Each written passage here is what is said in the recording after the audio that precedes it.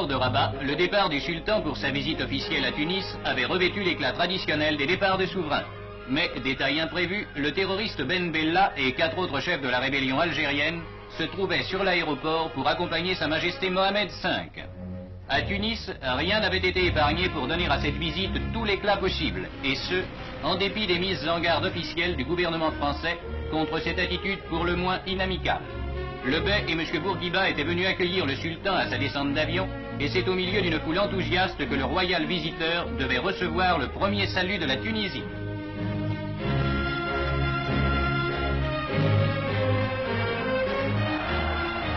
Cette visite, prévue pour plus d'une semaine et au cours de laquelle devaient s'insérer des conversations auxquelles déjà étaient convoqués les représentants des hors-la-loi algériens, devait cependant prendre une tournure totalement différente. Un coup de théâtre venait de se produire pendant le voyage. L'avion de Ben Bella et de ses compagnons avait été détourné. Et, dans la cour d'une prison d'Alger, Ben Bella, Mohamed Kider, Aït Ahmed, Boudiaf et Lachref, les uns condamnés pour attentat, les autres connus comme terroristes, hier chefs de la rébellion, se trouvaient aujourd'hui prisonniers. La visite du sultan ne pouvait plus que tourner court.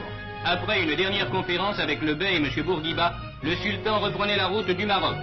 Aux dernières nouvelles, la crise qui avait éclaté à l'annonce de l'événement semble s'apaiser. Si le Maroc s'agite encore, la Tunisie est revenue au calme et M. Bourguiba réaffirme la nécessité d'une coopération avec la France.